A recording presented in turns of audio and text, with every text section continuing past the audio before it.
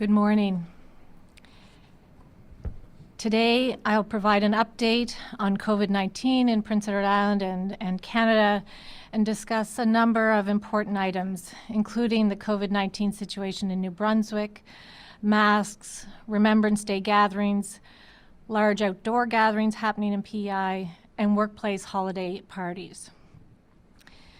There are no new cases of COVID-19 to report today. We currently have 3 active cases in the province. These individuals are doing well and remain at home in self-isolation. Since the pandemic began, we've had a total of 63 cases of COVID-19 in Prince Edward Island. All our cases are travel-related outside of the Atlantic bubble. In Canada, there have been over 183,000 cases and over 9,600 deaths. Last week, there were almost 16,000 new cases of COVID-19 in Canada, a 21% increase from the previous week. There's also been an increase in the number of deaths, hospitalizations, and ICU admissions across the country. The largest number of outbreaks in Canada are reported in food, drink, retail settings at 36%, and long-term care and retirement homes, and then schools and childcare centers. In some provinces, the key factors in the spread of COVID-19 are household and community contacts and social and family gatherings. In order to contain the spread of COVID-19, jurisdictions are implementing significant public health restrictions, including closures and limitations on activities. During the summer, many of the new cases in the country were in the 20 to 39-year age group. However, this trend has shifted. Now we are seeing an increase in case numbers in the older age groups as well, where there is an increased risk of serious and fatal outcomes associated with COVID-19. The increasing incidence of COVID-19 in Canada is troubling. So overall, Canada is in an early part of a second wave of COVID-19.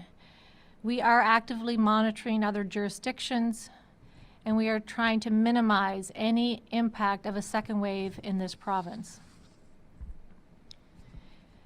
New Brunswick is dealing with 2 outbreaks of COVID-19, one related to a special care home in Moncton and a regional outbreak in Campbellton region. New Brunswick has reported 76 cases since last Wednesday. Some individuals are in hospital, including intensive care, and there are cases involving students and/or staff at a number of schools. Both Moncton and Campbellton regions have moved into the orange phase of the New Brunswick alert system. In order to limit the spread of COVID-19, non-essential travel in and out of these 2 zones is strongly discouraged, and certain activities and services are restricted. Islanders, including students and staff in island schools who spent time in either of these regions since last week, are advised to follow the New Brunswick guidance, which includes wearing a mask if they're outside their household for the next 2 weeks if unable to maintain a 6-foot distance, and for students at school, following the school mask policy that's in place here in Prince Edward Island. Monitor themselves for symptoms of COVID-19 and visit a drop-in testing clinic if symptoms develop. Avoiding public places unless it's essential. Avoid large gatherings and minimize contact with individuals outside their close circle of contacts and household. The COVID-19 situation in New Brunswick is concerning on a number of fronts. It's very close to home. The spread has been rapid, and there are cases in schools and in a care facility. The situation serves as a reminder that it could happen just as easily in Prince Edward Island. Now is not the time to be complacent or reckless. It is easier to prevent and get ahead of an outbreak than to react to one, so we can all choose to take some very simple and basic steps to limit the spread of COVID-19 and protect ourselves, our families, our neighbors, and all islanders. I urge islanders to follow the basic and effective public health measures that we have been talking about for the past 7 months. Maintaining our physical distancing, washing your hands frequently, stay home and isolate if you have symptoms, wearing a non-medical mask or face covering when in indoor spaces, and keeping your circle of contacts small. For islanders and visitors who have traveled outside the Atlantic bubble, it is important that you follow the rules for self-isolation and testing. The guidelines are in place to protect islanders and travelers. We know some people do not want to self-isolate and try to find ways to avoid it or skip out early. Self-isolation and work isolation is so key to protecting your health and the health of fellow islanders. People are asking if masks will become mandatory in our province. We have continued to advise that islanders should wear a mask when in indoor spaces. Masks are just one level of protection against COVID-19. It is not the first line of defense. Wearing a mask does not replace other public health measures, including physical distancing, hand washing, keeping your circle of contacts small, and staying home when you're not feeling well. Our other public health measures and interventions are proving to be very effective in containing the spread of COVID-19. We have a very rigorous border measures in place, including pre-approval of travel. We have a high rate of testing, including rotational workers. We have Operation Isolation, where people get a daily call in isolation, and active enforcement when people are not following the rules. For example, Justice and Public Safety have completed 516 residence checks, issued 162 warnings, and issued 54 charges related to individuals who are not self-isolating. All of our 63 cases have been travel-related, and to date, we've not had any widespread community transmission of COVID-19. So at this point, based on our public health measures and our epidemiology, masks continue to be strongly recommended in closed indoor spaces for now. Remembrance Day is an important event in communities across the province, as islanders take time to honor our veterans and the countless sacrifices they made for our freedom. This year is a special one, marking the 75th anniversary of the end of the Second World War. Like many aspects of our daily lives, Remembrance Day 2020 will be different. We appreciate the leadership of the Royal Canadian Legion in taking the unprecedented step of discouraging mass spectators from attending the Remembrance Day services in Ottawa this year. They recognize the importance of a live ceremony with a modified format to support the important tradition of honoring our veterans. We will not allow COVID-19 to interfere with how we remember our veterans. We will remember them differently this year. Ceremonies in P.E.I. this year will be smaller and respect the need for 2 meters of physical distancing. All Remembrance Day ceremonies must adhere to the public health guidance.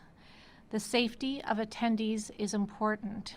If over 50 people are attending, an operational plan must be approved by our office. Staff in our office are available to answer questions from communities and groups planning Remembrance Day services to ensure they are hosted in a safe manner. Our government partners will assist where needed. And given that November 11th ceremonies will be different, I encourage Islanders to show their respect for veterans by purchasing a poppy when they go on sale in late October. Our office has received reports of some very large, uncontrolled outdoor field and pit parties held in various communities across the province. In some cases, there have been as many as 400 young people in attendance, with some youth being as young as 15. Also, we have been informed of large house parties with upwards of 100 young people in attendance. In addition to presenting the risk or a risk to the health of attendees, their families, and close contacts, in the absence of an approved operational plan, these parties are against the law. I encourage young people to think twice about organizing or attending large parties. When I ask Islanders to keep their circle of contacts small, this applies to Islanders of all ages. Young people are not immune to the virus, and some have become critically ill themselves with COVID-19. Last week, we spoke about the possibility that holiday and Christmas travel may be different this year. And although it's 2 months away, it's reasonable to assume that self-isolation will probably be required for family members who travel to P.E.I. from outside the Atlantic bubble. The discussion about holiday travel has also raised questions about Christmas and holiday parties. It's a long-standing tradition for many employers to host parties for staff and sometimes clients. As I mentioned earlier, other jurisdictions are learning that personal and workplace gatherings are a key source of transmission of COVID-19. So while holidays are a time for sharing and generosity, I encourage employers to consider alternative ways to acknowledge staff and/or clients this holiday season. In keeping with the public health advice to keep your circle of contacts small and maintain physical distancing, Christmas and holidays 2020 is a year to be creative and find new ways to recognize the hard work and support of staff and clients, and perhaps forgo the traditional holiday party. For businesses choosing to host a holiday gathering, an operational plan must be developed, and that includes physical distancing. If there are more than 50 people attending, the operational plan must be submitted and approved by the office. And still on the holiday theme, I encourage all Islanders to consider supporting our local businesses and entrepreneurs this holiday season. There are two other important items I'd like to mention briefly. And the first is please download the National COVID Notification app. This app is free of charge and will notify you in the event you were exposed to someone who tested positive for COVID-19. The app is designed to help break the transmission cycle of COVID-19. It does not replace traditional contact tracing. The app can be downloaded from the App Store of Google Play. Secondly, a reminder to anyone who goes to a testing clinic to please bring along your health card. Having your health number expedites the testing process. In closing, as Islanders are understandably concerned about the possibility of an outbreak in our own province, now is the time for us to recommit and be resolute in our efforts against COVID-19. We can lower our personal risk by reducing in-person contacts and the duration of such contacts. Each of us has the ability to try to keep one another safe and protect ourselves, our families, and our communities against this virus. During the weekend, I had a chance to sit with family and extended family, and each person had a chance to say what they were most thankful for over the last year, from youngest to oldest. And a common theme was that they are truly thankful to live in Prince Edward Island. They feel safe, they can go to school, they can play sports and music, and they can be together. And I thought, how true. I'm also thankful that we are together in P.E.I. going through this with each other. So please be patient, please be kind. Thank you. I'll turn it over to you, Marion. Thanks, Dr. Morrison. The Health System Joint Response Team continues to be in an active monitoring and planning level. The Chief Public Health Office continues to ensure we're aware of the national and local, including New Brunswick, situations and any impact it may have on Islanders or our services. As Dr. Morrison has directed, Islanders returning from travel from the Moncton or Campbellton regions of New Brunswick have clear public health guidance to follow. This includes those who needed to travel for medical appointments. If you do have an appointment, in particular in the Moncton area, it would be advisable to call ahead to your service provider to confirm your appointment. This week, we have adopted a newly updated visitation protocol across Health P.E.I. Our visitation protocols have regularly been reviewed and adjusted as the local COVID-19 situation changes. For P.E.I., we continue to be fortunate in that our updated protocol further allows visitation for people across our health system, including those in long-term care. We are still asking that people be patient and help our facilities follow the physical distancing measures and any operational plans they may have in place. Our testing sites continue to be busy, and we provided more than 590 tests over the long weekend. Most of this testing has been at our drop-in sites. And people can refer to the government COVID website for updated times and locations, but they are available 7 days a week. People with symptoms can get tested on the same day and view their result, if negative, online within 72 hours. We also continue monitoring of supplies and equipment, and I'm happy to update Islanders that Health P.E.I. has received all of our ventilators that we had ordered in the spring. We now have 41 ventilators available to us in place, which is many times more than what is usually needed. While ventilators are important to have, our focus is on containing this virus and the strong public health precautions, including robust testing, contact tracing, and of course, our hand washing, mask wearing, and physical distancing. I also want to update and share that we've been able to reinstate some of our adult day programming services for seniors in our province. In partnership with long-term care, Brecken House has reopened, and this is located within the Prince Edward home. This service has started by providing programming 5 days a week, and we'll be monitoring how this proceeds, and planning is being completed to support the reopening of our other day programming sites in the near future. We know how important these services are for Island seniors and their families, so thank you to the staff and the partnership with long-term care in getting these reinstated. I want to also thank our staff and physicians once again for their continued dedication and hard work throughout this pandemic. And thank you to Islanders who continue to follow the public health guidelines, wearing masks, keeping your social circles small. Please remember to also take Dr. Morrison's advice to be kind and respectful of one another and of our Health P.E.I. staff when you attend services. We've all been under a lot of stress and have experienced difficulties in dealing with this pandemic. So let's continue to be caring in how we address and interact with one another. Thank you. Great. Thank you, Marion. And I'll open it up for questions. Brian Higgins, CBC. Yeah, good morning, Dr. Morrison. Worldwide health authorities are talking about sticking to using targeted interventions and rather than blanket lockdowns, but notwithstanding that, just wondering what would it take locally for P.E.I. to make the decision to close the border to New Brunswick, given the situation there?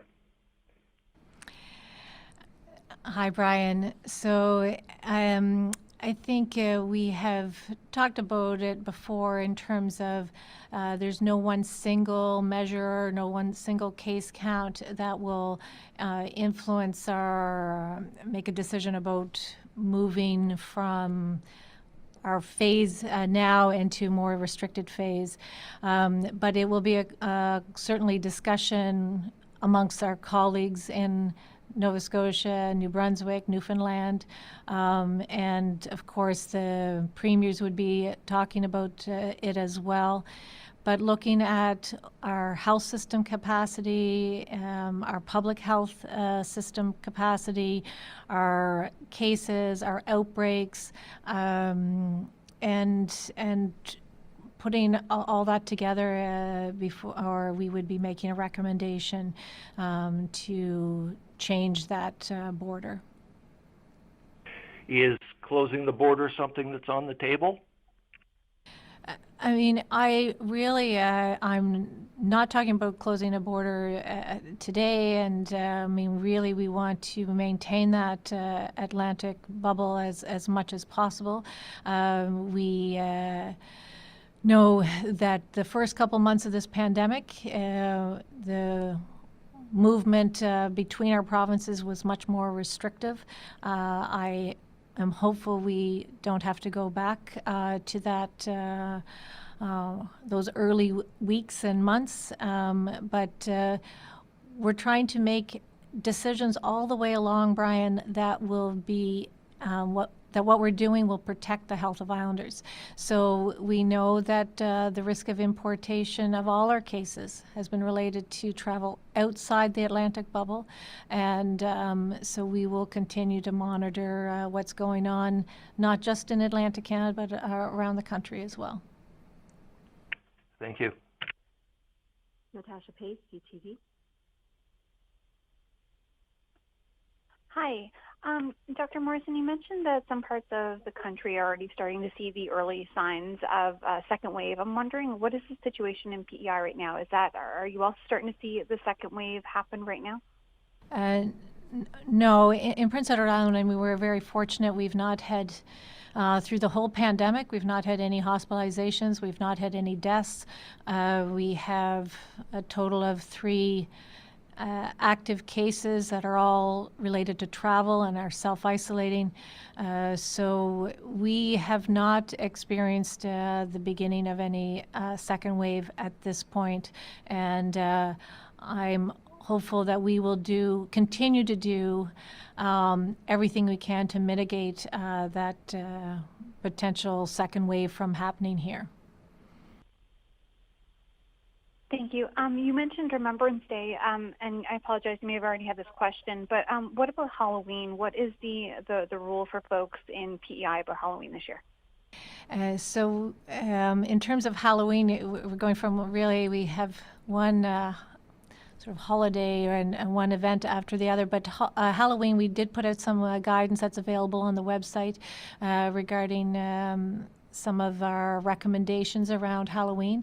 And I think they're fairly much in keeping with some of the guidance that's being given across the country. And so that if, I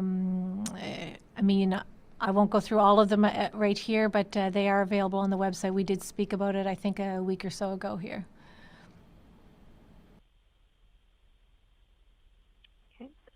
Thank you. Radio-Canada. Bonjour, Dr. Morrison. Pourriez-vous m'expliquer en français la raison pour laquelle vous décidez de ne pas imposer le port du masque obligatoire à ce moment-ci? OK. Bonjour. Et puis, c'est vraiment, je vais regarder pour mes notes en anglais pour voir si je vais les traduire un peu. Les masques sont seulement un niveau de protection. C'est pas comme la première ligne de défense. Et puis, porter les masques ne remplace pas les autres mesures de santé publique. C'est alors la distance, garder la distance physique, laver les mains, garder le cercle de personnes qui sont des contacts assez petits, rester chez vous si vous êtes malade. C'est les choses comme ça qui sont très important. Et puis, alors, c'est pour cette raison, mais aussi qu'on a des autres mesures en place ici à l'île du Prince-Édouard qui font des grands efforts de limiter le COVID-19. On a des mesures au point d'entrée. On fait beaucoup de tests aux gens, même les gens qui travaillent hors du province. Nos cas ici à l'île du Prince-Édouard, les 63 cas sont liés au voyage hors de la boule atlantique. Alors, on veut que les insulaires portent les masques si vous êtes en dedans et vous ne pouvez pas garder la distance physique. Et on va continuer de regarder l'épidémiologie et puis les mesures. Et si on doit changer, on va le faire. Mais à ce moment, on veut que les insulaires portent les masques à l'intérieur. Mais et puis, si on doit changer, on va le faire.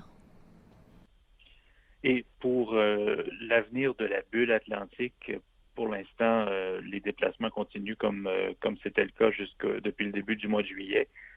Qu'est-ce que ça prendrait? Quel niveau de gravité de la situation au Nouveau-Brunswick ça prendrait pour apporter des changements à la bulle atlantique telle qu'on la connaît présentement? Et puis, j'ai essayé de répondre à ça en anglais aussi. C'est pas un seul facteur. Ça va être on regarde les nombres de cas, la capacité de la capacité de la système santé publique. On va avoir les discussions avec mes collègues à Nouvelle-Écosse et Nouveau-Brunswick à Terre-Neuve.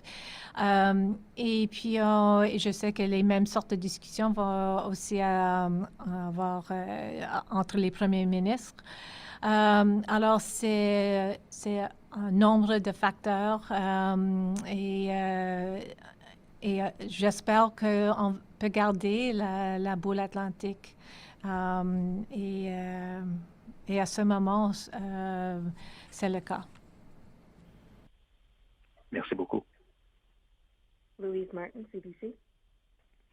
Oh, hi there, Dr. Morrison. Just if you don't mind repeating anything that was new in what you said in French, in English, if at all possible. Okay. The last part of the question was about what would make us change and not or like move away from the Atlantic bubble. So it was really repeating the question that I just answered in English, and the other one was also repeating the question about masks and what I'd said about masks in French. So I just was translating some of what I had already said. So, Dr. Morrison, I'm just wondering, given that the public health measures in place in the Moncton area and Campbellton, and non-essential travel is being discouraged right now, what kind of enhanced screening measures are happening at the border and P.E.I. for those coming in from the Moncton area or Campbellton? And would you consider, stronger measures for those particular areas, like 2 weeks of self-isolation? So starting at the end of last week, we actually had additional material that was sent to both Wood Islands and to Borden for the bridge in terms of messaging for our screeners. And then we changed it to even enhance it on Sunday morning. Even stronger messaging went up on Sunday morning. And so we know that we may need to change it again. And so and also, if we need to change the questions that we're asking, we will. So we're giving enhanced information at our points of entry in terms of the ferry and the bridge. And then we're looking at, depending on the situation in New Brunswick, if that changes there, then we will adjust here.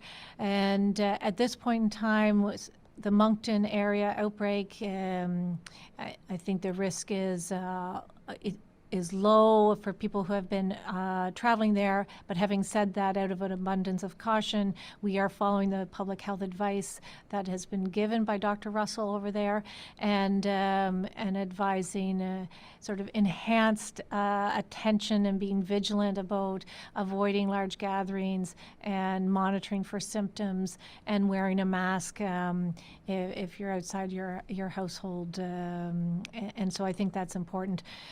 So we'll just continue to adjust. We've been making those sort of proactive information out to, for instance, long-term care facilities for their staff over the weekend, increased information at the bridge and the ferry, and we'll adjust if we need to in the days ahead. And then I know that you had sent a letter to the public schools branch as well for guidance. Getting the same advice that they are getting in New Brunswick, and it is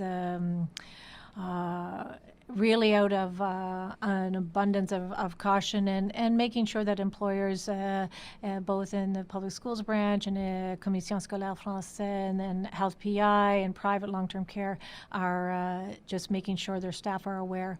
We also know about how virus is usually transmitted in the school setting from an adult to a child.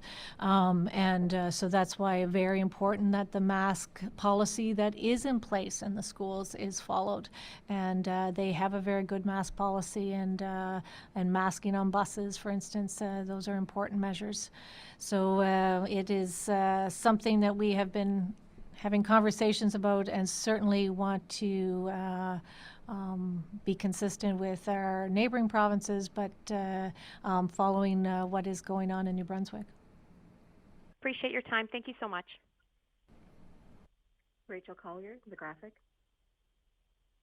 Good morning. My first question is for Dr. Morrison, and it's a bit of a throwback. I'm wondering if you were on call to respond to Premier League soccer matches this summer, and if you were, maybe you could speak a bit more about your role and involvement there. Was I on call?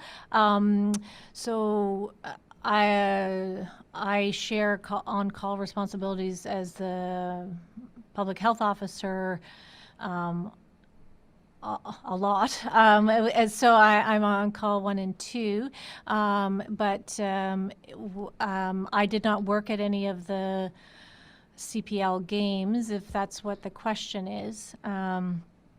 So I'm not quite sure, is that what you mean? Yeah, I guess I'm just wondering if you had any extra responsibilities involving the Premier League this summer, or if it was just your regular routine. Well, I think so. We're certainly our office worked with tourism department as well as the CPL in terms of their operational plan, and I think we talked about that quite a bit here. I spoke over the summer or later summer months about some of the processes that were in place with the CPL, and the testing that was done in combination with Health P.E.I. Laboratory with for the CPL players, and that and they paid for that as well. So I'm not sure. Again, that's but I'm not sure what other involvement you were looking for. Yeah, I guess I was just wondering if you would have been on call to respond to medical emergencies in a way that would have been an additional responsibility for you, or if it was just your routine on call responsibilities. No, so they have for every CPL game that was held here this summer, they had a physician on site. That was part of their protocol, and so a physician was available at the game, but that was not me. Okay, that's kind of what I was trying to understand there. And then I have another question for Marion Dowling, and I guess that is, do staff shortages within the healthcare system, do they kind of compound our need to prevent outbreaks and avoid hospitalizations at this point? Hi, Rachel. I guess I would say that any staff shortages we've had over the past number of months certainly have been highlighted through our pulling on staff to provide additional services around our COVID response, or redeploying staff from service areas. And so now that we're opening things up, we certainly feel the pressure and continue to work with the department and the Recruitment and Retention Secretary to fill any of those vacancies we may have across the system. Okay, thanks so much. Stu Neepy, The Guardian. Afternoon to you both. I guess first question to Dr. Morrison. Just reading the letter to the public schools branch and the Commission Scolaire, it sort of reads that people who traveled from staff who traveled in Moncton or Campbellton should wear a mask at all times while at work and in public settings. Now that reads a little bit more than a strong recommendation. So should staff at the PSB or Commission Scolaire consider this to be almost be like a mandatory mask recommendation while they're at work? for the 2-week period that they're back. That is, I mean, we have not made it to make something mandatory. It has to go in an order, but it is a strong recommendation, like our others, and that is also following the public health guidance out of New Brunswick. Okay, so I'll read that as a little bit above a kind of a recommendation, I guess. All right. So second question, I suppose, would be for Ms. Dowling. We heard from Heather Kaiser and Verna Ryan during a standing committee, I believe a couple of weeks ago, that the psychiatric unit, Unit 9 at QEH, would be reopened sometime soon. So I'm wondering if you can provide an update on that. Hi, Stu. I don't have a specific date to update you with today. I know they have been working alongside both the Queen Elizabeth Hospital and Prince County Hospital, as well as the team within mental health and addictions at the Provincial Addictions Treatment Facility and Hillsborough Hospital to reinstate Unit 9 as an acute psychiatric unit at QEH. And as far as I understand, they are working toward the goal of doing that by the end of this month in October. So I don't have anything further on you today, but certainly I can get one of those leads for mental health and addictions to reach out to you if you are looking for further detail. Okay, yeah, sure, that would be good. Just looking for, I guess, if at that time when it's sort of reopened, what kind of, like, whether the programming will be completely reinstated and that sort of thing. Sure, and I can certainly bring an update here whenever those plans are finalized and ready to go. Okay, thank you very much. Laurent Rigaud, La Voix acadienne. Good afternoon to you both. Dr Morrison, j'ai une question en français. Vous l'avez évoqué en anglais tout à l'heure. Vous avez dit que vous avez rappelé aux jeunes personnes que quand elles organisent des grandes fêtes, c'était contre la loi, mais aussi dangereux. Est-ce que vous pouvez nous en dire un peu plus sur les risques au Canada? Est-ce qu'il y a des cas graves parmi les jeunes générations aujourd'hui? Bonjour. Oui, on mentionne que je sais que la majorité des décès, les cas à l'hôpital sont les personnes les plus âgées, mais il y en a les jeunes aussi, moins de 20 ans, entre 20 et 39 ans, qui doivent aller à l'hôpital avec COVID-19 et puis ils sont très malades. Alors, ils ont des risques eux-mêmes d'avoir COVID-19 et aussi le danger de transmettre le COVID-19 aux personnes dans la communauté ou dans les résidences à long terme. Alors,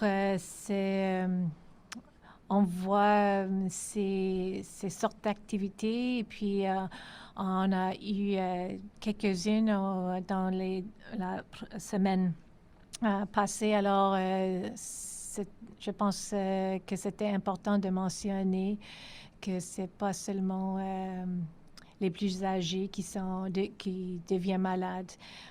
J'ai pas en avant de moi le numéro exact des cas qui sont moins de 20 ans, mais je peux en chercher puis envoyer si vous voulez. Merci beaucoup. Et j'ai une autre question. On voit dans certains articles au Canada ou ailleurs dans le monde, des gens qui racontent que même après avoir eu la COVID sans aller à l'hôpital, ils en gardent des problèmes pendant des semaines avec des difficultés à respirer ou des difficultés pour faire du sport. Est-ce que parmi les 60 cas qui sont guéris aujourd'hui à l'île du Prince-Édouard, est-ce qu'il y a un suivi? Est-ce qu'il y en a qui ont des problèmes qui restent après la maladie? C'est une très bonne question et je sais qu'on est en train de comprendre mieux et mieux les impacts et les effets du COVID-19, même qui sont un peu plus longs. dans les derniers mois. Et on a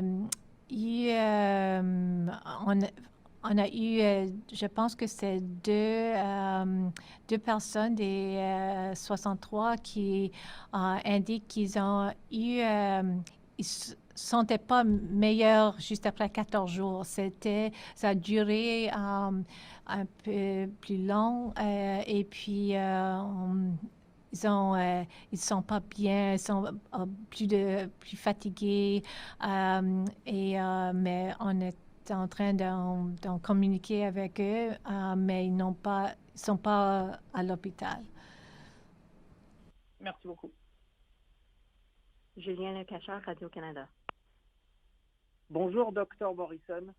Dr Morrison, j'aimerais savoir si concrètement, toutes les personnes, vous avez parlé notamment d'élèves ou de personnes qui sont allées au Nouveau-Brunswick pour Thanksgiving, voir de la famille, et qui sont allées dans les deux régions affectées que sont Moncton et Campbellton. Est-ce que vous demandez à ces personnes-là qui rentrent à l'île du Prince-Édouard de s'isoler, de passer un test de la COVID, ou alors ils peuvent vaguer à leurs obligations et juste porter un masque comme à l'habitude? Oui, à ce moment, on les dit de faire la même sorte de choses que est suggéré au Nouveau-Brunswick, qu'ils portent un masque pour 2 semaines s'ils sont hors de la famille, puis c'est regarde pour les symptômes et puis d'être testé, mais de vraiment prendre soin de ne pas aller quelque part avec beaucoup de personnes. Mais alors, il peut continuer à ce moment leur activité avec un peu plus de précaution. Alors, et puis ça, c'est qu'est-ce que ils ont à Nouveau-Brunswick, et puis on garde le même message ici à l'île du Prince-Édouard. Parfait. Deuxième question pour vous, Dr Morrison. On l'a vu la semaine dernière, je vais vous parler un petit peu de sport. On l'a vu la semaine dernière, un match de la LHJMQ en hockey a été annulé entre Moncton et Saint-Jean à cause de ce qui se passe au Nouveau-Brunswick. Est-ce que vous, concrètement, aujourd'hui, vous êtes inquiète de voir, par exemple, les Highlanders de Charlottetown jouer contre Moncton, se rendre au Nouveau-Brunswick, ou que l'équipe de Moncton se rendre ici à l'île du Prince-Édouard? Est-ce que vous voudriez, par exemple, demander l'annulation, le report de ce genre de rencontre pour le moment? Alors, on est en train de regarder l'horaire des matchs entre les Islanders et les autres équipes ici au Maritime. Et puis, ils n'ont pas un match pendant le week-end et dans les prochains jours. Alors, on n'a pas fait une décision. À ce moment, on va regarder qu'est-ce qui se passe dans les prochains jours. Mais c'était quelque chose on a regardé samedi pour voir si on avait besoin de faire des changements. Merci beaucoup. Bateman, Times and Transcript. Oh, hi there, Doctor. You've got a lot of questions already about the border. I have just a bit of a variation. What prevents you from screening out the people traveling to or from the specific zones in Moncton or wherever would have an outbreak? It seems to me like it would be a pretty easy question to ask at the border, along with the other screening questions. Would that be like an interim measure that could keep the larger Atlantic bubble intact, like you spoke about previously?